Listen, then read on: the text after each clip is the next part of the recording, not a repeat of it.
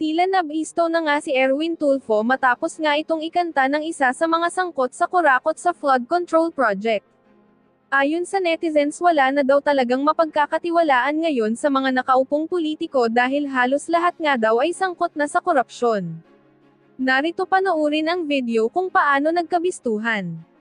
Nandito po ako sa pagdinig ngayon ng komite para ipagpatuloy ang aking tungkulin bilang isang mambabatas at upang lumahok sa patuloy na pagdiskubre sa katotohanan sa likod ng malalang anomalya sa public works at infrastructure sa ating bansa. Sa gitna ng investigasyon ito ay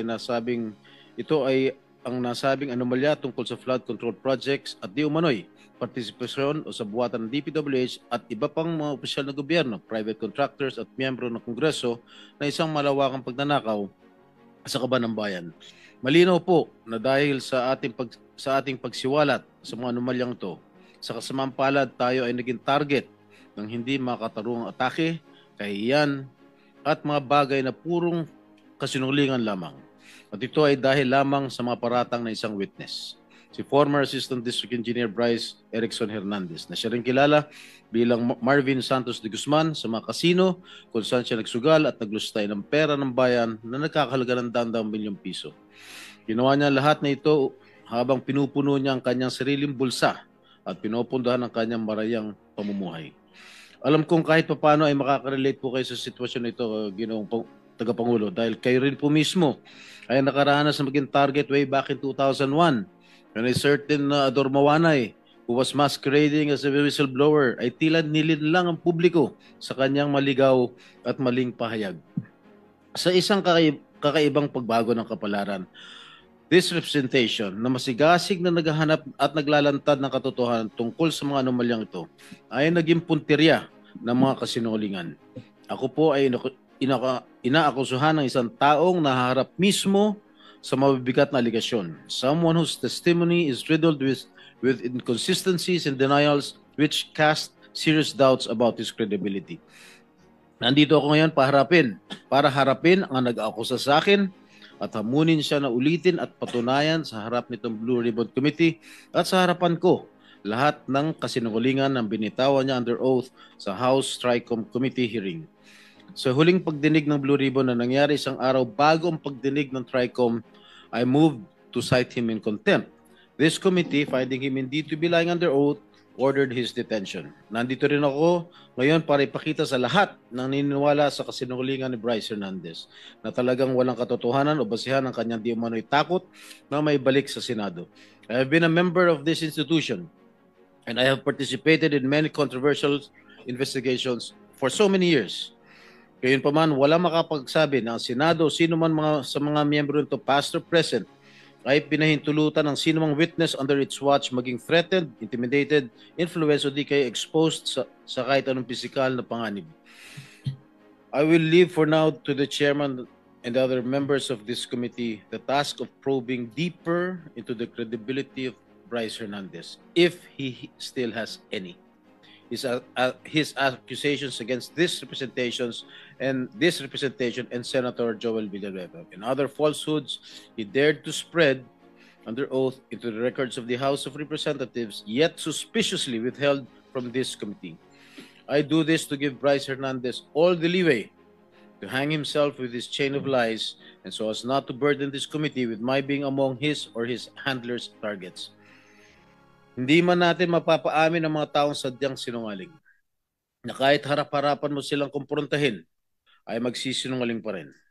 Naniniwala ako na mapapalabas din natin ang katotohanan. Ang katotohanan nagkamal ng pondo mula sa kaban ng bayan ang makatulad ni Bryce Hernandez na walang pakialam sa pagkakalugmok ng ating mga kababayan sa pinsalang dulot ng baha at kalamidad.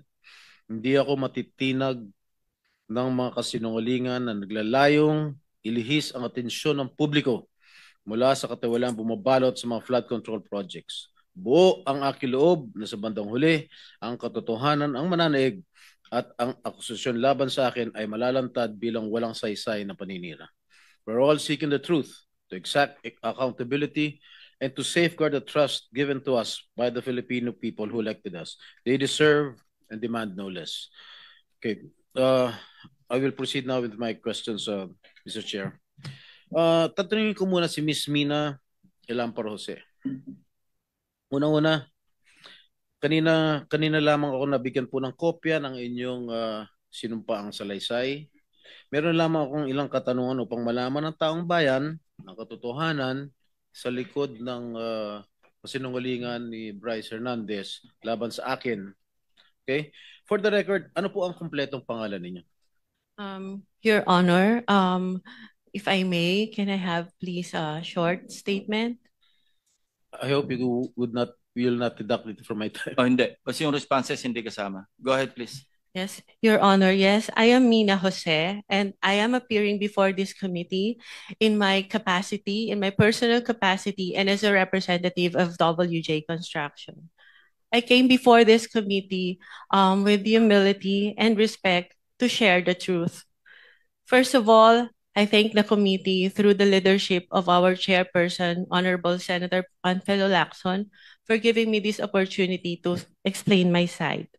Today, I wish to clear not only my name, but also the name of WJ Construction and those personalities who have been unfairly dragged in this controversy. I wish to clearly state first that to the best of my knowledge, Beng Ramos is not and have never been a staff of Senator Jinggoy Estrada or any senator or congressman. I have known her only as a staff of the Blue Ribbon Committee, particularly the Broom. And as far as I know, Beng is a dedicated government employee who has never been involved in any controversy, especially in this anomalous flood control projects that Ade Bryce mentioned in the congressional hearings.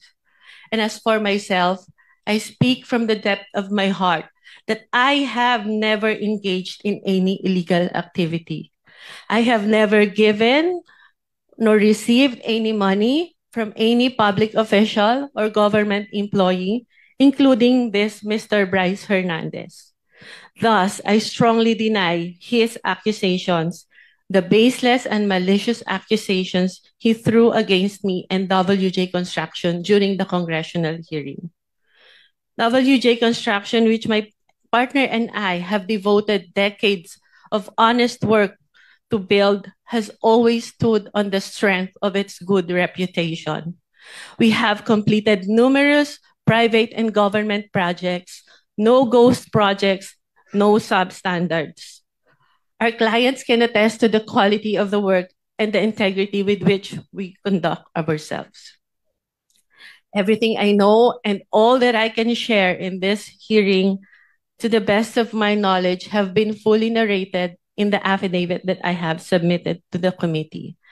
I am here today to affirm those truths, to defend my integrity, and to stand firm for the good name of WJ Construction, which represents not only my family's livelihood, but the honest labor of the many people who have worked for us. I'm sorry, Your Honor, so emotional. Thank you so much. Thank you, Ms. Mina. Itong affidavit dated September 17, ito ba'y malaya mong ginawa at walang nagpwersa o nananakot sa'yo para gawin ito? Wala po, Your Honor. Actually, I made the narrative myself and just asked my lawyer to please prepare it in a legal format. Okay. Kayo ba nangongontrata sa DPWH? Yes, Your Honor. Alright. Ang WJ Construction ay negosyo nyo. Tama po ba? Yes po. Kailan kayo nagsimula magnegosyo? Okay. Pumasok sa construction business? WJ Construction started po as sole proprietor when my husband was still single in 1998. And tuloy-tuloy lang po yung kanyang paggawa ng projects in both private and government projects. And in 2021 po, it transitioned into a one-person corporation. So, ano yung mga kontratang nakukuha nyo sa DPWH? Meron bang mga flood control projects? Meron po kami huling last ginawa na flood control in 2023 po. 2023? Yes po. Ano po lugar? Sa Manila po. Sa Manila lang? Yes po. Okay. Ilan yung mga flood control projects ninyo? So far yun pa lang po. Isa lang? Yes po. Magkano halaga? 24 million po, Your Alright. Honor. Okay. Sabi po ni Senate President Pro Temp Senator Ping Lacson in one of his interviews mentioned that you were in the Senate premises on August 19. Tama po ba? I was there, Your Honor. You were Yes, Your here? Honor. Yes po, Your Ano po Honor. ginagawa niyo rito? I was invited to do an ocular of the supposed project po na dapat gagawin ko po sa office ng isa pong senator. Sino po? Uh, Pwede ba malaman kung Your Honor, if I may, it was already stated in the affidavit po that Alright. I have submitted, and with due respect, sana po not to name na lang po No, the no, no. good senator because he's not really involved naman po in Yes, I any of know. this. I know that Senator. I vouch for his credibility and Opo. integrity also. So, yung ba ang unang pagkakataon mo na pumunta kay rito sa Senado? Nagpupunta na po ako dito in the past, Your Honor. In the past? Opo. Ano ginagawa niyo in the past dito? Matagal na po yon nung senator pa po yung ninong ko, si Joker Arroyo. Kasi po bumibisita po ako sa kanya and yung mga kaibigan ko po sa Broome. So, sino-sino yung mga pinupunta? Senator niyo sa- Jinggoy, in fairness to all the senators, not only those present here, I would suggest that Ms. Jose or Mrs. Jose should identify kung kaninong office siya nagpunta. Okay. Senator Erwin Tulfo po. Ano po naging sadya niyo sa office niya? Meron po kasing problem yung terrace ni Senator Erwin na binabaha po siya lalo po pag umuulan. So ako po yung na-refer na contractor nung staff niya na kung pwede po tingnan namin gawa ng solusyon and mag-suggest po kami sa kanya. Yes, Mr. Chair. The permission of Senator Estrada? With the permission of His Senator. name has been mentioned. I think we owe it to him. No? Mr. Chair, the only time that I learned of the Double J construction was through a staff of mine na recommended me this group to fix my veranda on the 5th floor, Mr. Chair. But when upon learning her name was mentioned by Engineer Bryce, we immediately requested to cancel all contracts with WJ, where I specifically ordered to terminate our office refurbishment project with WJ.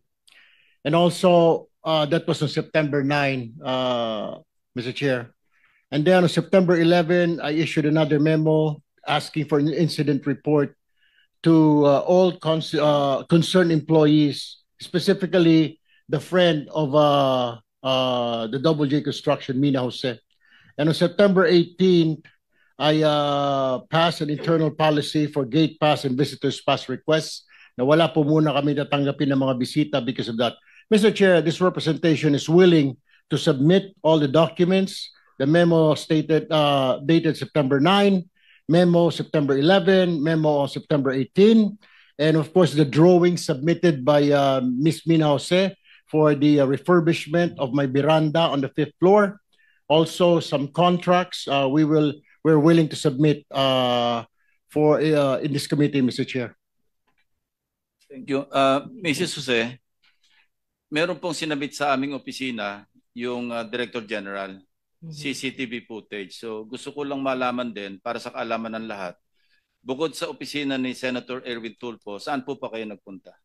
Meron pa po akong pinuntahang office at sabi ko nga po, may mga kaibigan po ako sa Broome na tinext ko na papunta ako ng Senate and I want to see them. Can we flash on the screen yung footage, yung CCTV? Linawin mo yung Broome. Ano yung Broome? It's the Blue Ribbon Oversight Yes, Office hindi alam- Management, hindi alam Your ng Honor. public. Masusundan na lang natin ito, no? Ano sa 3rd floor na ba ito? Doon muna sa ground floor. August 19. Yeah. August 19, correct. Sige po, habang tinitingnan nyo, kayo na yung magkakwento kung ano yung flow ng events nung kayo dumalaw dito. Anong Okay, oras? so from saan the kayo lobby po, nagsabi po ako na I have a permit to enter the Senate and then tinanong po yung pangalan ko, hinanap po nila sa computer. And then nung na-confirm po nila, sabi nila, umakyat ka na sa second floor. Doon ka mag-register. So pag akyat po, nakikita nyo po, meron pong separate na bag and body scanner where yung mga guests po dapat mag-pass through muna doon. After po noon, pupunta po sa logbook area, ilalag nyo po yung pangalan nyo, yung phone number nyo, taga saan kayo, and kung saang office kayo pupunta. And hitingnan po kami ng ID to verify kung kami po talaga yung nasa list. And that's what I did, Your Honors. Ito po, yan na yung pumunta kayo sa Broome, di ba? Yes Sige, po. sige, tuloy nyo lang. Yeah, so dahil nga po nakita ko na yung elevator is cramped and dalawa lang po yung para sa mga senators, isa lang po yung sa guests, and natatakot ako na pumasok sa cramped elevator because I don't have my mask, I took the stairs po. And dumaan po ako kay Beng, inuna ko po muna siya dahil sa totoo lang po, nakiusap po ako sa kanyang mag-prepare or mag-print ng sample proposal na i-attempt ko po sanang i-present kay Senator Erwin. So dumaan po ako doon briefly, nagpicture pa nga po kami, and I texted my other friend sa Broome who was at that time in the session hall to tell her na, hey, nandito na ako. So after po noon, umakyat na ako dahil nagagalit na po sa akin yung staff ni Senator, bakit daw po ang tagal ko. Sandali lang daw po si Senator para explain sa akin kung ano yung gusto niyang gawin. So umakyat na po ako sa office ni Senator Erwin Tulfo. Mr. Chair, may I also add that we'll be submitting a screenshot of the text message between my staff and Ms. Mina Jose. Where was she during that time? Dahil doon po sa text message, sinabi niya dumaan pa sa Broome. At meron din po akong letter sa staff ko asking her bakit dumaan sa Broome. Parang ginamit po yung aming opisina na makapasyal siya sa Broome, wala naman po sa agenda. Hindi rin po niya minensyon na may kilala po siya dito sa Senate, dyan sa Broome, sa Blue Ribbon. So, in other words, Mr. Chair, parang nagamit po yung opisina ko para dumaan po siya sa Broome kung ano man yung kanyang business doon, Mr. Chair. My apologies, Your Honor, if that appeared that way. It was just my intention to see my friend, especially when I heard that Beng is suffering from cancer and I haven't seen her in a long time. So I thought it was an opportunity for me to also visit her. Mr. Chair, the question is, you should have told us na may kaibigan ka under investigation. My staff even asked me, Mr. Chair, if you would remember and you lied. Sinabi namin, baka ikaw sabit ka dito sa flood control. Wala po kami, hindi po kami sabit dyan. Ang mga project ko, 30 million. Do you remember that? You were asked, Ms. Jose. Yes, Your Honor, because I am of honest belief na wala po talaga kami. You were not, bakit nababanggit ang pangalan mo dito ngayon? Meron ka palang kinalaman dyan sa mga proyekto sa Bulacan na yan. Why didn't you tell us straight up? Had you told us na meron kang sabit sa mga project sa Bulacan, we wouldn't have let you step in the Senate, Ms. Jose. Your Honor, prior to the text message that was shared by Bryce, nagulat po talaga ako dahil wala po kaming pinasukang project. We never joined any bidding. We never submitted any documents. Hindi nga po Mr. Chair, sinasabi parang lumalabas na isa ka sa conduit, isa ka sa mga sabit na nagdala ng pera, something to that effect.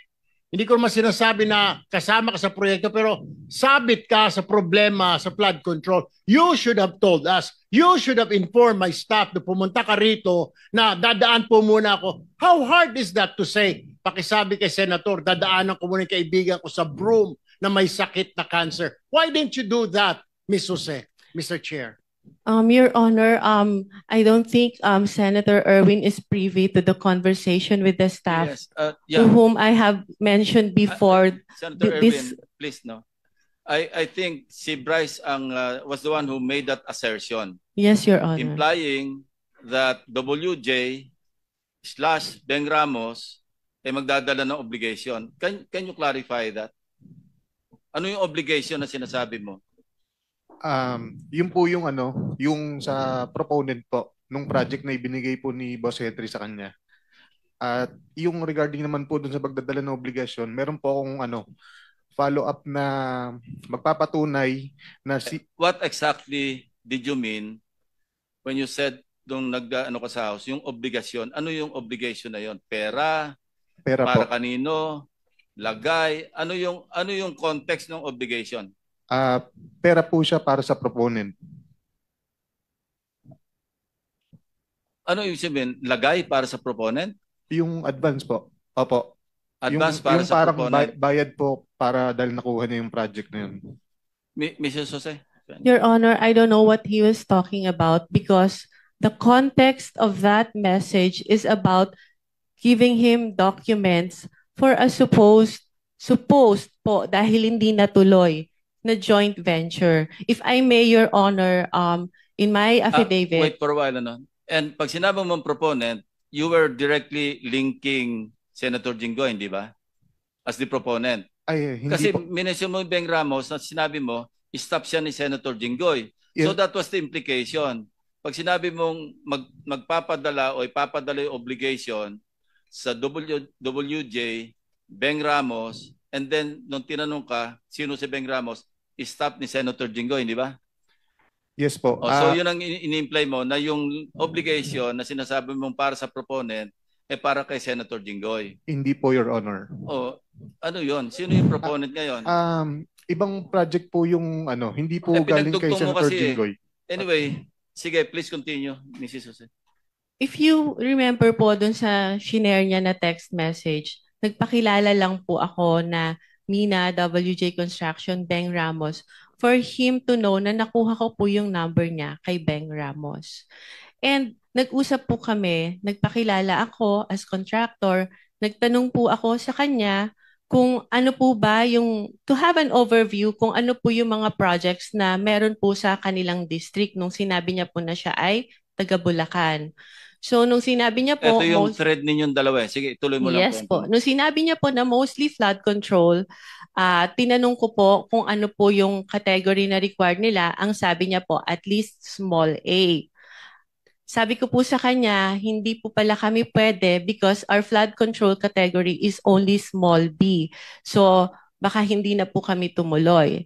And he suggested po na pwede pa rin naman through a joint venture agreement, which is naman po normal na kalakaran sa construction sa DPWH na if you want to participate in a project na hindi ka qualify, you can do a joint venture with a license na qualified po doon. So our agreement was that, but sa kanya po, bibigyan kita, ipapakilala kita dun sa contractor na qualified, but all the expenses, sabi niya, for the processing of the joint license agreement will be for your account. So ako naman po nag-agree, no? And yun po yung conversation namin. Nasabi ko, sige, ipapadeliver ko dyan yung mga document through my staff. And I have to know pa po kung sino yung taong kausap ko. Kaya medyo ano pa rin po ako medyo cautious pa rin po ako. I want my staff to go there para makilala po siya at kung sino yung contractor na sinasabi niya. Mr. Chair, may Mr. Chair? I interject? Mr. Chair, Yes, Senator with the Marcoleta. permission of Senator Bryce, nung nag-testify ka sa House, matibay yung salita mo na si Miss, ano pangalan? Mina po. Mina, ay magdadala ng pera sa proponent. At ang binanggit mo sa House, si Senator Jinggoy. Di ba? Sa House. Your Honor, nakalink lang po na ang pakilala kay kay Ma'am Mina and Ma'am Beng is staff po ni Sen Jinggoy, pero hindi po specifically sinabi ko na yung proponent is para po kay Senator Jinggoy. Ayun, malinaw ngayon. Ina-attribute mo lang bale kay Senator Jinggoy dahil staff niya si Beng, tama? Hindi po. Ibang projects po yung sinasabi ko na nakatag po kay Senator Jinggoy. Hindi po yung specifically noong 2022. O iba na naman ang sinasabi mo. Ito munang isa-isa lang. Nag-iiba ka na naman ng ng salita. Excuse Sa me, House, with the Senator Marcoleta, with the indulgence of the other members, we are suspending the one follow-up question because of the sensitivity of this issue. Okay. We want to resolve this and get to the bottom of this. So with your indulgence, baka pwedeng suspend natin yung one follow-up question. Mag-freewheeling muna tayo. Sandali. No? Thank you. Thank you, Mr. Chair. So, pero malinaw, merong magdadala, sinabi mo. Ang magdadala si Miss Mina, tama? It's either Miss Mina or Beng Ramos po. Pero merong dadalhin, di ba? Yes po. Malinaw na malinaw yon. Walang Opo. problema doon. Wala pong problema Ngayon, doon. sinabi mo na hindi naman pala si Senator Jinggoy. Specifically, hindi po si Senator Okay, Jinggoy. kanino kaya yon? Proponent lang po ang sinabi sa akin ni boss. Sino nga? Sino yung proponent? Wala, naka-blind po ako doon kung sino pong proponent po. Blind siya kung sino proponent, pero nung nag-testify ka sa House, tahasan sinabi mo, ako at si Senator Joel Villanueva ang pinangalanan mo. At Opo, sinabi mo rito, sabi ni Congressman Ridon, sorry, excuse me, before proceeding, can we state for the record again who is Beng Ramos? Ang sagot mo, she is the staff of Senator Jinggoy Estrada po. Sagot ni Ridon, staff of Senator Beng Ramos is a staff of Senator Jinggoy Estrada. Ang sagot mo, yes po, Your Honor. Oh. Hindi ko siya naging staff kahit kailan, simula nung pumasok ako sa Senado noong 2004 up to the present. Hindi ko naging staff si Beng Ramos. How did you come to that conclusion na naging staff ko si Beng Ramos? Your Honor, si Boss Henry po ang nagpakilala sa akin. No. You answer my question directly. How did you come into that conclusion na staff ko si Beng Ramos? Si Boss Henry po ang nagsabi sa akin na staff niyo daw po si Beng Ramos. Paano malalaman ni Alcantara yan? Mr. Alcantara, can you confirm his statement? Respectful din na, Your Honor. Hindi ko nga po kilala to si pangalan to, Mina. At yung Beng Ramos po, alam ko po, nung nagtatanong nga po ako, sila po magkakilala niya, taga Santa Maria po yan eh. Hindi ko naman po personally kilala po yan eh. So, Every time na lang po, sa akin lagi yung turo niya. magkababayan kayo ni Beng Ramos? Ngayon ko lang din po nalaman, Your Honor. Alright. Meron ka pa sinabi, this was the, sa House this was the time na meron pang project na binigay si Boss Henry Alcantara kay Miss Beng Ramos through Miss Mina of WJ Construction. So, yun po yung ginamit na license or contractor at nandyan po yung pag-uusap kung kailan pa po magdi-deliver ng obligasyon dahil kailangan po ni Boss Henry. Okay? Oh. Ano ibig sabihin niya? Ito po yung binigay nga po na project ni boss kay Ma'am Contractor, kay Ma'am Mina, slash Ma'am Beng Ramos. I thought, kilala mo ba Mr. Alcantara si Mina? We never met po. Ngayon ko lang po siya nakita. And I swear, alam po ni Ma'am Minang, hindi po kami Miss Mina, nagkikita. kilala mo si Engineer? Hindi po, Your Honor. Anyway. Kahit po si Sir Bryce Teka, sa phone. Yeah, phone sino ko lang nagpakilala sa iyo kay Bryce? Binigay lang po sa akin ni Beng Ramos yung number niya. So over the phone lang po kami nag-usap. Okay, so kinontak mo na siya on the Opo. basis of the, yeah. Opo. Thank you. Okay, just to pursue further, no? Miss Mina, ni minsan, hindi ka nagpunta sa tanggapan ko, sa opisina ko. Tama po. Hindi po. Never tayo nag-usap at ngayon lang tayo nagkakilala. Tama po ba? Ngayon lang po. Ipinatawag ka sa hearing na ito dahil nabanggit ang pangalan mo at yung WJ Construction sa testimony ni Bryce Hernandez sa Kongreso noong September 9. Tama po ba? Yes po, Your Honor. Okay. Ito pong text message na inilantad ni Bryce Hernandez doon sa House hearing. Okay? Natatanda mo ba itong text message na ito? Yes po, because I still have that in my Ikaw phone. ba nagpadala nito? Ako po. Ikaw? Ako po. Bakit Beng Ramos ang nakalagay doon? Pinanood ko nga po yung hearing ng congressional and it appeared po na to Bryce, ang ka-text niya po ay si Beng Ramos. So, bakit Beng Ramos ang nakalagay rito? Kasi po ang pakilala ni boss sa akin is Beng Ramos is staff niyo po, hindi naman po si Ma'am Mina. Si Beng Ramos ang staff ko? Opo, yun po ang sabi niya sa akin. Sabi nino? Ni Boss Henry ko po. Paano niya malalaman? Hindi naman kami nag-uusap niya. Paano niya malalaman staff ko si Beng Ramos? How will he know? Hindi ko rin po alam. Yun lang po ang sinabi sa akin ni Boss Henry. Kaya po Alam mo, nagkaroon po kami ng connect ni Alam mo, Ma'am Beng Ramos tsaka si alam mo, Ma'am Mr. Mina. Bryce, masyado ka na nagsisinungaling eh. Anyway, so, ang pagkakaalam mo, sino nag-text sa'yo nito? Si Miss Mina o si Beng? Ayan po. Nakalagay po pala yung akala ko po, si Ma'am Beng Ramos. Pero si pala, Ma'am Mina ng WJ Construction po. Okay. Ito, nangyari to December 10, 2022. Just for the record. Tama po ba? Opo, Your Honor. Sabado itong, Sabado to, December 10, 2022. Kaupo lang namin mga bagong senador nun. Okay? Senator So- Jinggoy, Yes. with the, Yes, please. Mr. Chair, Go ahead, please. interjection lang, Mr. Senator Jinggoy, kung baka pwedeng to give clarity, saan yung Beng Ramos na yan? Paupuin natin dito. Mr. Chair. Yes. I have conferred already, if I may, I have conferred with the chairman of the Senate Blue Ribbon due to humanitarian reasons because she is suffering from stage 4 cancer. So, kawawa naman. We decided against inviting her because she's undergoing chemotherapy. Well noted, Mr. Chair. Thank you. Sorry, I don't know about that information. Thank you. But sana, para maklaro ito.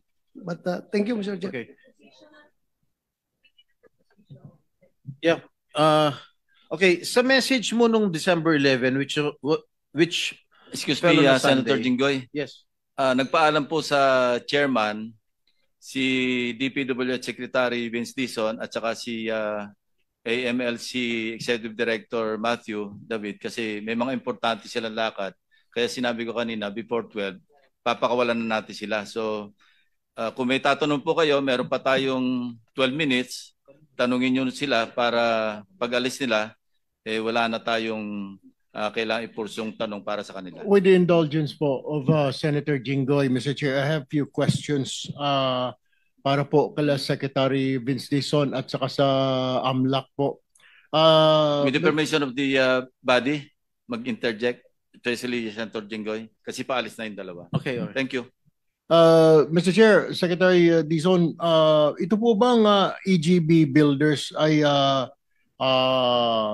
nilagay na po ninyo sa ika nga kinasuhan po ninyo because they're one of the 15 that was mentioned by the Office of the President? Hindi pa po, Mr. Chairman. Bakit hindi po, Mr. Chair? Wala pa po kaming nakikitang proyekto at ebidensya na nag-lead dito sa kumpanyang to. In fact, ngayon ko lang ho na narinig ito, itong EGB Builders. But we will look into it po, Mr. Chairman. Pero sa ngayon po, wala pa po. Kasama po siya doon sa top 15, Mr. Chair, itong EGB Construction. Kaya ako po nabanggit lang, Mr. Chair, dapat silipin din because we have information and we have the evidence linking EGB dito po sa Wawaw. Kasi ito pong Wawaw Builders na ito po ay kumpanya rin po ni Engineer Bagaw. Pinapahiram niya po yung lisensya ng Wawaw sa mga tiga DPWH po sa First District ng Bulacan. So might as well include them in your investigation, including Wawaw na rin po, na kung po pwede po maimbestigahan ito at makasuhan and then mapasama po sa AMLAC. Nandito po si Engineer Bagaw. Pwede niyo Engineer tanungin. Bagaw.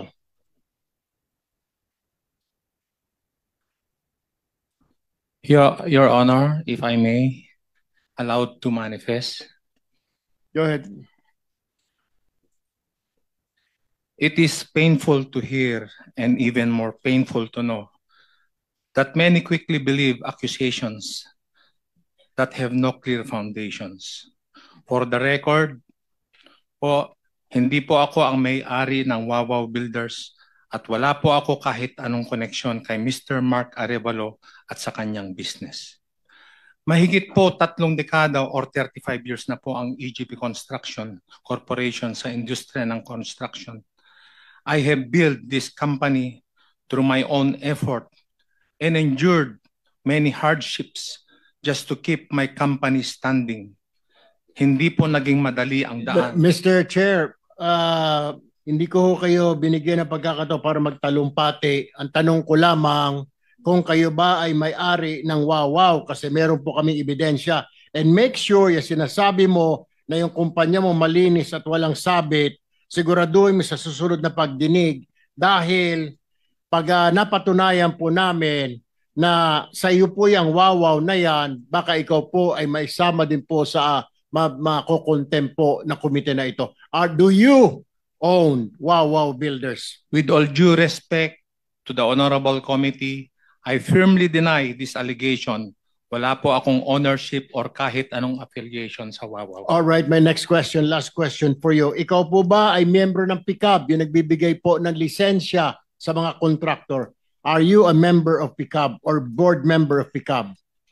Sa ngayon po, resigned na po ako. No, before. Before, yes, sir. How Yes, many Your years you've been a member of PICAB? I was appointed by then President Duterte, and then I was reappointed by President Bongbong. Ilang taon po kayong sa PICAB? 3 years kay President Duterte, and I serve as on holdover capacity ng 1 year kay... Pero tama po ba na ang PICAB po ang nagbibigay ng mga lisensya po sa mga kontraktor? Tama po ba ito? Tama po, Your Honor. Okay.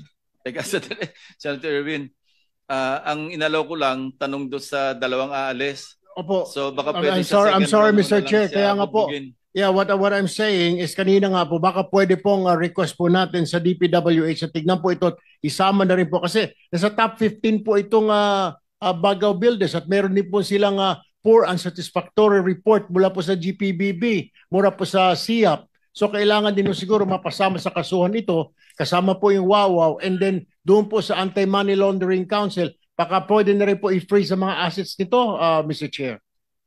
Mr. Chairman, unang-una po, maraming salamat po sa bagong information na ito.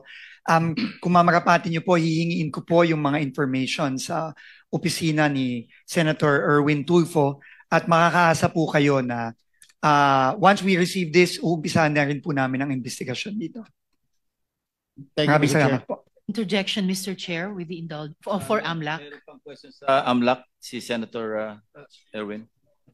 Mr. Chair, for the two construction companies that you mentioned, you can confirm that we are also investigating them for purposes of filing the necessary cases regarding these flood control projects, Mr. Chair. You're referring to EGB and EJB Wawaw. and Wawaw Thank you. Construction, Mr. Chair. Senator Bam, no? Yeah, With the permission of Senator Estrada. One item for Secretary Dizon. So nire-research po namin yung Philippine Competition Act, and the PCC can file based on an administrative complaint, fines on those engaged in bid rigging at a fine of 100 to 250 million per instance. Kung 600 po yung kontrata natin, that's 600 times 100 million or 250 million, aabot ka ng 150 billion pesos in fines. And you only need substantial evidence, not evidence beyond a reasonable doubt, because this is administrative. So I suggest po that the executive talk to the Philippine Competition Commission, simulan nila yung kanilang motu proprio investigation at tiyansahan na po natin yung mga contractor na may mga ghost project para ma-recover po natin yung pera. Mr. Secretary. Maraming salamat po dito sa bagong information na ito at tayo po ay immediately po makikipag-usap kay Chairman Mike Aguinaldo ng PCC at sa kanyang team para po maumpisahan natin kaagad ito. Maraming salamat po sa suggestion. Secretary, the admission na may binabayad upon award, na may SOP upon award is already an evidence of bid rigging. So nandito na po lahat ng mga kailangan po na ebidensya dito po sa ating komite. Maraming salamat po at gagawin po natin ito agad-agad. Thank you very much. Very quickly, Mr. President, Mr. Chairman. Yes, Senator Panglian. Yes, as long as you will address your questions to the two gentlemen. To Secretary Dizon, just a manifestation very quickly. And if you compare with the PCC, just for your information, the PCC actually imposed a huge fine of about 2.4 billion pesos last September 2024. But this refers to another group of companies, itong Onion Cartel. Yun nga lang, isang taon na, hindi pa rin nababayaran yung multa. So, for the record, Secretary Dizon, pag you go that route, wag namang umabot ng isang taon bago wala pang namumulta. For the records. Opo, maraming salamat po. Pipilitin po natin. Na-action po tayo agad dito. One question Maraming for salamat AMLAC, po. Mr. Chair, with the Senator indulgence Taveras, of Senator recognized. Estrada. Salamat po, Mr. Chair. Kay Sir Attorney David, sir. Well, nagpapasalamat po ako sa mabilis yung action dun sa request ng bagong DPWH Secretary na i-freeze yung accounts ng mga involved dito. Ang tanong ko po ay, may reports na po ba kayong nakuha dati na pwedeng may kinalaman sa suhulan? Kasi imposible naman pong di yan i-withdraw ng contractors o i-deposit ng mga nilagyan. No? So meron na po bang reports at pwede nyo po bang i-submit yung mga reports na yon sa komite? Mr. Chair, we confirm that we have already received several reports from the banks and financial institutions and other covered persons regarding transactions that probably are involved in corruption activities, Mr. Chair. And this became one of the basis for the filing of we can confirm that we filed a petition for freeze order with Court of Appeals, and the Court of Appeals issued that freeze order recently. And we submit also, Mr. Chair, that we will make the appropriate submission to the office of the Senator Ontiveros regarding this matter, Mr. Chair. To the whole committee, sir, please, through the chair. Yes, Mr. Chair. Thank you Salamat, very much, Mr. Chair. Yes, Mr. Chair, ako naman. And then Senator Rafi.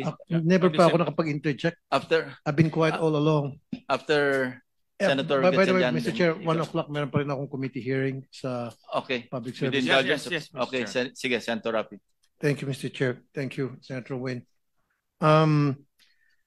Kay Secretary Vince Dizon, yung po mga na-recover ninyong amounts from the contractors with ghost projects, yung sa liquidated damages sa performance bond, saan po napupunta yung amount na yun na collect? And how much so far has been collected? Unang-una po, nagsisimula pa lang po tayong i-call yung mga iba't ibang bonds, insurance, warranties, dito sa mga kontratang ito. As of now po, wala pa po tayong nakukuha. May proseso po ito base sa ating mga regulasyon. Pero inumpisa na po namin ito, no, dito sa ating bagong team na pumasok. At mag-report po tayo once na nagawa na po ito at meron na po tayong mga final na mga i-recover nating bonds, insurance at mga warranties. I-report po natin to agad-agad. Okay, yung mga marirecover na pera, saan po mapupunta yun? Balik sa Kabanambayan, National Treasury, o Opo. doon sa project? Babalik po yan sa Kabanambayan, sa DPWH, at makikipag-usap po tayo sa ating Department of Finance at National Treasury kung paano po ang magiging treatment po nito. At kami po ay isasuggest po natin na dapat po immediately po gamitin po ito sa pagpapasaayos nitong mga either ghost o substandard project. Pero hindi pa po natin alam kung ano ang magiging proseso dito at kung ano po ang magiging final decision po ng ating National Treasury kapag ito po ay naibalik. Thank you, Mr. Chair. That's all for now. Senator Mr. Chairman, just a few questions to AMLAC. Kay Edie David, sino-sino yung mga na-file na kaso? Sino-sinong individual and corporations? Mr. Chair, I cannot indicate po individually, but I can state that this involves contractors and all the other public officials from the DPWH. How come you cannot state it for the record? Mr. Chair, this is still pending with the Court of Appeals, and under the rules on civil forfeiture po and freeze orders, we cannot disclose in detail po the contents of the freeze order. But can you specify the amounts of those individuals? The amounts of from the bank accounts, we have to wait from the bank returns that will be coming from our covered persons, and then we will total po the remaining amount that are present right now in the bank accounts and insurance policies of the respondents. When will that happen? Right now there are a few banks who already submitted the returns, but today we will have to complete the update po from the bank. Next week, can we get that data next week? We will see po. We will be follow-upping from the covered persons po to And then submit can the you returns. disclose that through an executive session? Yes, Mr. Chair, we will request for an executive So, session. for Mr. that. Chair, I propose that, and we've done this with Senator Risa during the Alice Guo investigation, that once the data comes in and na-compile na lahat, we would request for an executive session so that we will know precisely the transactions of those individuals involved in this corrupt scheme. Thank you, Noted, Mr. Chair. Senator Sherwin. So, Chairman, any more Chairman. questions? Chairman, pahabol na lang isa kay Secretary bago siya. Go ahead, please. Secretary, kabisado niyo po ba itong Department Order 132? Pasensya na po, no? Hindi po. No? Ito po kasi yung amendments to department orders relative to the creation and operation of the quality assurance units. Ito po yung, kumbaga, quality control monitoring. po. Opo. Babasahin ko po yung isang relevant paragraph lang kasi importante lang. Ito pong quality assurance units, central office, shall be reporting directly to the QAU Steering Committee, QAUSC, composed of the Undersecretary and Assistant Secretary responsible for the overall supervision and control of the BQS as Chairman and Vice Chairman respectively. The BQS shall be in charge of the overall coordination and management of the QAU operations. Ito na po. The QAUSC shall ensure the proper implementation of the guidelines for the imposition of administrative sanctions to erring engineers involved in the defective implementation of DPWH projects. Siguro po dito kayo magumpisa dahil po ang pinag-uusapan natin, yung bulok na sistema, hindi ginaganap po yung quality control na talagang dapat sanang sundin. Sana wala po tayong iniimbestigang mga proyektong puro kabalbalan ngayong umaga. Salamat po, Mr. Chair. Thank you. We agree I'd like po. yes, please. Please We respond. agree po with the observations po of the good senator po. At yan po talaga isa sa mga kailangan nating gawin is yung pagsisigurado na yung monitoring at quality assurance ng mga proyekto na klarong-klaro dito sa mga nakita nating mga project na ito ay hindi ginawa ng tama. So kailangan po talaga ma-implement po ng tama yung monitoring at quality assurance. So kung wala na po tayong tanong sa dalawang gentlemen, pwede na po silang ma-excuse. And Senator, mamaya na yung 3 minutes mo. Pwede ba si Senator Rafi? Kasi may hearing siya na 1 o'clock. 3 minutes lang na natitira sa akin. Yeah, after lunch break na lang yung ituloy mo yung para makasingit na si Senator Rafi. Thank you, You have Mr. your 5 Chair. minutes. Yeah. Wala pa siguro 5 minutes to Mr. Chair. Bibilisan ko lang. In the meantime, Secretary Vince Dizon and ED David, maraming salamat po sa inyong dalawa. Maraming salamat po at pag kami po ay naimbita na ulit, babalik po kami. Maraming salamat po. Maraming salamat po, Mr. Chair. Senator Rafi. Mr. Chair, itong mga nakaraang linggo lumabas sa mga nakakabahala ng mga kwento sa likod ng mga flood projects ng gobyerno. Ang pagkagahaman ng mga tao sa likod nito ay di ka panipaniwala. Suntok sa buwan, ika nga, patong-patong na kasinungalingan, panlulokot, pagnanakaw sa bayan. Isang salita lang po ang pwede kong magamit dito, oportunista. Basta pwedeng pagkakitaan, gagawin ng lahat para may sakatuparan ng kanilang masamang balak. Mr. President, sa interview ni Mr. Curly Discaya kay Julius Babaw, sinabi niya na dati iniisip niyang pumasok sa simbahan at magpare. Sana para daw makatulong siya sa kanyang pamilya at kikitain niya sa mga donasyon. So ibig sabihin, kukupit siya doon sa mga limos para ibigay sa kanyang pamilya. Yun po sabi niya. At sabi rin niya, siguro hindi raw talaga pinagkaloob ng Panginoon dahil hindi maganda ang kanyang intensyon. Buti na lang. Pero napunta sa DPWH, sa simbahan, bare-bare. Dito sa DPWH, tambak-tambak na salapi. Now, bago sa aking question, bukod sa flood control projects, ghost projects na pinasok ninyo, na kung saan naloko yung gobyerno ng malaking pera, pati ba naman yung mga pinagyayabang nyo mga sasakyan, niloko nyo ng gobyerno dahil halos karamihan doon na smuggled, hindi ka nagbayad ng buwis. Pangatlo, sinabi mo dito noon na ayaw mo magbitaw sa yung negosyo kahit napalugi dahil naawa ka sa mga trabahador mo. May report sa DOLE na nang-api ka ng mga trabahador mo. 2 beses ka naloko. So ngayon, tanong ko ngayon, dito sa dokumento ng Bureau of Customs, lumilitaw na marami ka mga vehicle dito, luxury vehicles, na wala sa record ng Bureau of Customs na nagbayad ng buwis o naipasok man lang. You agree? Your Honor, binili po namin sa local dealer po yan dito sa Pilipinas. Wala po kaming intention manloko kasi hindi po kami ang nag-angkat niyan, kundi po yung dealer po na bumili. Hindi rin po namin alam kung nandaya sila dahil basta kami po ay inutang po namin sa kanila yung mga sasakyan na yan at may PDC din po kami na 2 years to pay po yung iba doon saka 1 year to pay po yung iba. Tapos tapos Your Honor, ganun din po yung tungkol naman po kay Jules Babaw. Wala naman po akong sinabing para mangupit po, kundi ang sabi ko lang po doon ay talagang hindi talaga inadya ni Lord na maging pari po ako kasi ang purpose ko po noon ay matulungan po ang aking pamilya dahil talagang hirap kami sa buhay pero hindi po para mangupit. Tingin ko lang po baka ang sabi ko lang po doon siguro kaya kami dinala dito ni Lord sa ganitong klase ng bagay para mas marami pa po kami matulungan. Katunayan Para mas nga marami po, pa makulimbat. Your Honor, hindi po. May charity foundation po kami na tuloy-tuloy pong tumutulong sa mga nangangailangan po. Punta na tayo dun sa Bureau of Customs. So, meron ditong 8 sasakyan na nasa possession ninyo, na pinagmayabang nyo sa social media, na walang records ang Bureau of Customs na nagbayad ng buwis. Ibig sabihin, ito ay swing. So sabi mo, binili mo lang ito sa isang dealer.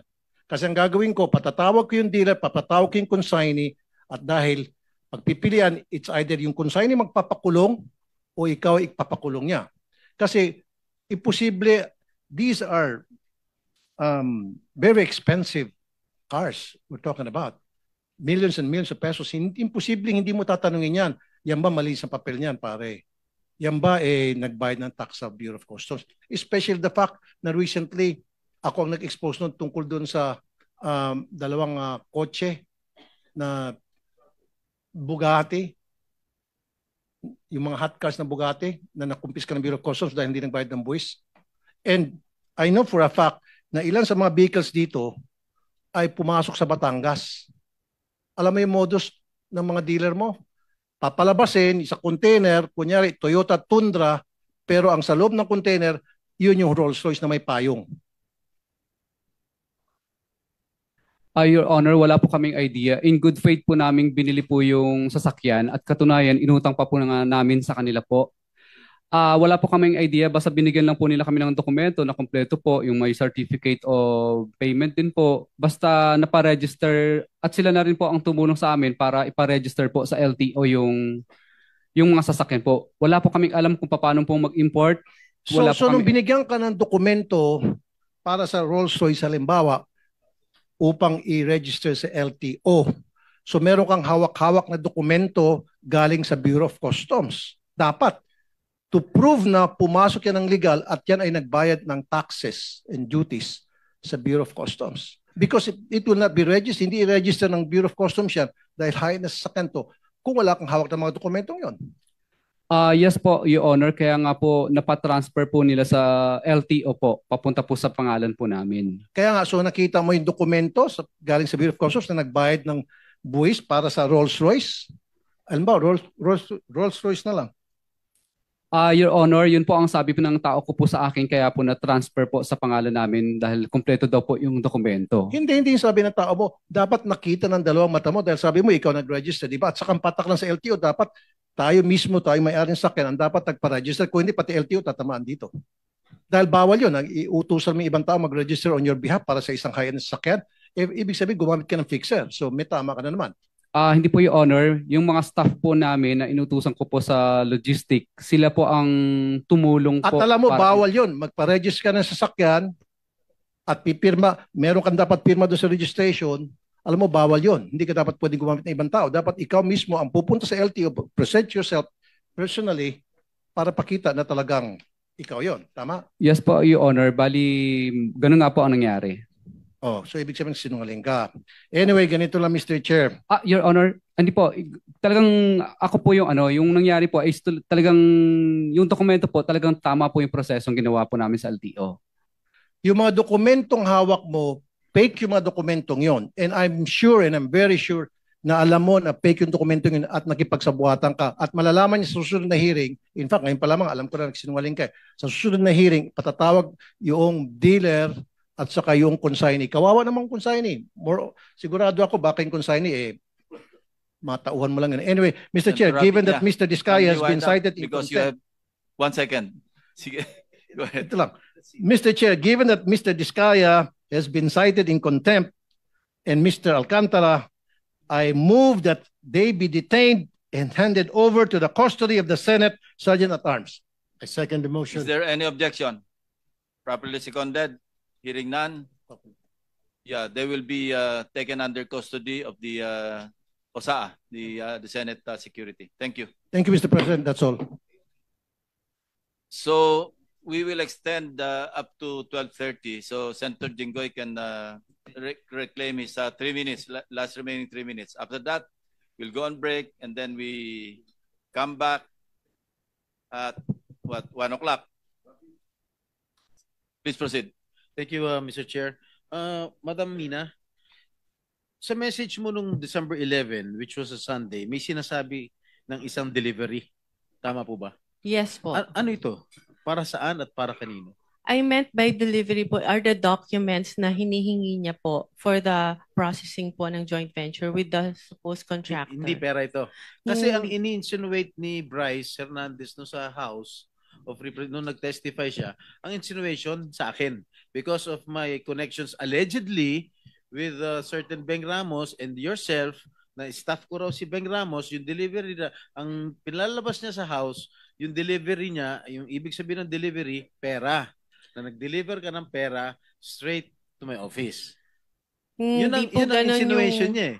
Ang agreement po is kami po kasi yung gagastos sa processing fee. No. So yun po siguro yung nire-refer niyang pera. I'm telling you that that was his insinuation when he testified in the House House of Representatives. Yes. Pero right now, you are saying na hindi mo ako kilala, hindi ka nagpunta sa aking tanggapan. Correct? Yes, Your Honor. So lumalabas talaga na wala akong kinalaman kung ano man ang transaksyon niyo ni Bryce Hernandez. Am I correct? Yes, Your Honor. There, 1 second. 1 second. With the permission of Senator Estrada. Yes, please. So hindi mo kilala si Senator Jinggoy at hindi ka nagdala ng pera sa kanya? Hindi po. Kahit po kay Bryce, wala po akong dinalang pera. Okay. So talagang safe ka na. Please continue. Okay.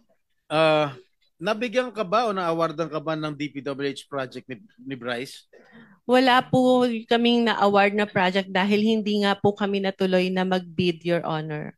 So kasi again for the last time, pinalalabas kasi ni Bryce Hernandez ng text message ay patungkol sa akin. Okay? Very clear yan. Pero mismo ang taong kausap sa text ay nagpapatunay na kayo na wala naman akong kinalaman dyan. Can Wala you please po. confirm? Your Honor, ang usapan pa lang po namin is magkakaroon pa lang po ng joint venture para po mag-qualify po kami. And for that, sa ganyang pagkakataon po kasi, meron pa pong invitation to bid and hindi ko pa rin po alam kung ano yung project specifically dahil nga po over the phone lang kami nagkakausap. That's why I want to send a staff para po mas malaman mabuti ano ba yung project na sasalihan po namin na for the joint venture agreement. Before you proceed, Senator Jinggoy, the committee welcomes DOJ Secretary Crispin Boying Remulla to the Senate. Thank you. Thank you. So, tapos na ako sa iyo, Madam Mina. Tiga Sambales Nice ka pala? to meet Tiga you, sir. Sambales ka? Opo. Lumaki ka sa Sambales? Yes po. Marunong ka magsalita? Opo. And to add po, my father is also a public servant for more than half of his life and he's known to be incorruptible. Kaya ang sakit po na madrag talaga yung pangalan. Okay. Tanda mo manambali? Yeah po. Okay. Anyway, for the record, Engineer, I'll be asking questions to propound questions to Engineer Hernandez. Are you done with Ms. Mina? So we Yes, can I'm excuse done. her? Yes, please. Unless other members will be asking questions pa. Wala naman. Okay, so you cannot leave yet. Okay. Okay. Mr. Bryce Hernandez, hindi tayo personal magkakilala. Do you confirm? Yes, Your Honor. Ni minsan ay hindi po ako tumawag sa iyo, nag-text message sa iyo, nag-message. Tama ba? Yes, Your Honor. Sinabi mo sa testimony mo sa house na binigay mo ang pera kay D.E. Henry Alcantara at siya ang nagsabi sa iyo na bibigyan daw niya ako. Is this correct? Wala pong specific na sinabing ganun, Your Honor. Pagkatapos mo ko dinurog sa house ngayon, wala ka specific na sinabi. Yung dito po kay... Pakinggan mo muna ang tanong ko, Mr. Bryce, ha? Sabi mo sa testimony mo sa House of Representatives na binigay mo ang pera kay D.E. Henry Alcantara at siya ang nagsabi sa iyo na bibigyan daw niya ako. Is this correct? Tungkol po dun sa 2025 projects, opo. Okay. Hindi po dun sa 2022. Mr. Bryce, you mentioned the name or names of Senator Estrada and Senator Villanueva. Is it Senator Estrada twice on 2 occasions sa House? Yes po. One, 10:40 a.m. Sinabi mo, Senator Jingo Estrada and Senator Villanueva with a list of projects. I remember that. Yes po. And then on another occasion, 12:50 p.m., yun na yung pinakita mo yung screenshots na walang kahulugan sa ngayon, lumalabas. Yung kay WJ, kay D. Alcantara, tapos nilink mo kay si Beng Ramos, nilink mo kay Senator. Cleared na yon. Yes. Cleared na yon. Actually, regarding po doon, Your Honor, meron po akong follow-up na text message po na nag-confirm na nagdala po it's either Ma'am Beng or Ma'am Mina sa office. Dinala po doon sa administrative officer namin noong time na yon. Meron po akong text message na yun. Galing po sa Chief of Staff ni Boss Henry Alcantara. Kinonfirm po na nakapagdala na ng obligasyon sa office. Do you have that? Yes, I have po, Your Honor. So that's related to the WJ. Yes po, Your Honor. Nagdala ng pera. Can you show that? Yes. Or, sige, basahin mo nga. Page. Kaninong office yun? Kaninong office? Ito po yung text message sa akin nung staff po ni Boss Henry. Sinong staff yan? Carlo Rivera po. Carlo Rivera. Sige, pakita na sa screen. Sige po. Andito ba si Rivera? Andito? Hindi ko po napansin, parang wala po. Baka pwedeng paimbita, Mr. Chairman. We will.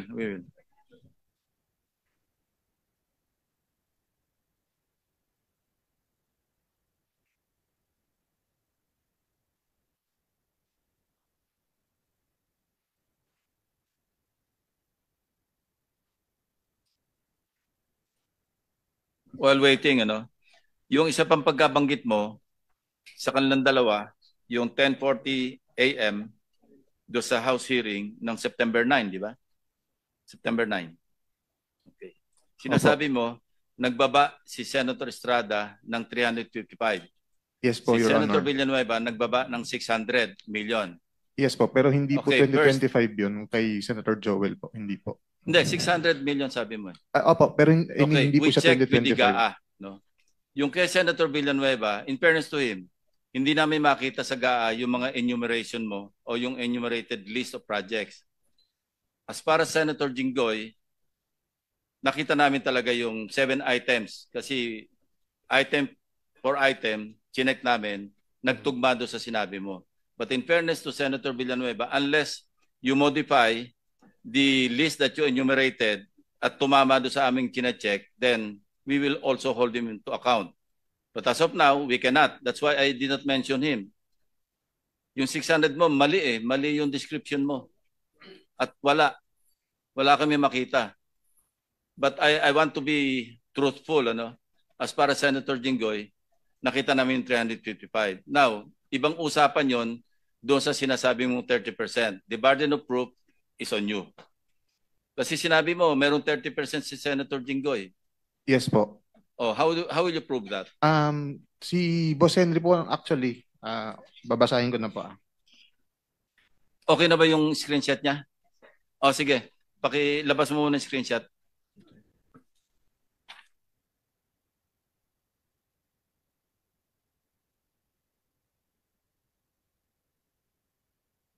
Sige, you start reading from your cell phone. Sige.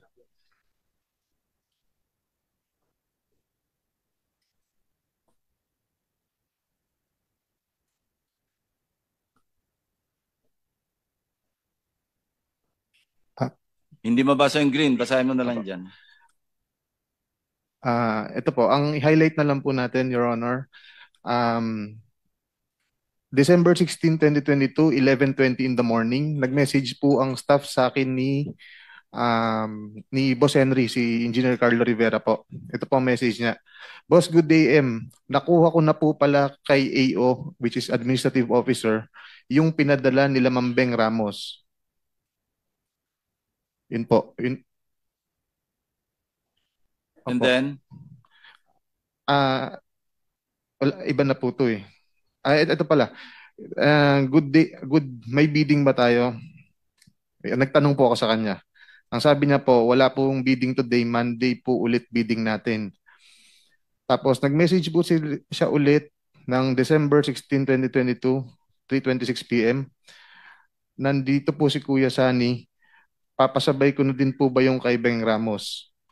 Sabi ko, okay, sige, pakipasabay na. Anong context yan? Yung pera po na dinala nila Beng Ramos. Anong project yan? Your Honor, nakalimutan ko lang specific anong project to ng 2022. May nakakalimutan, Bryce.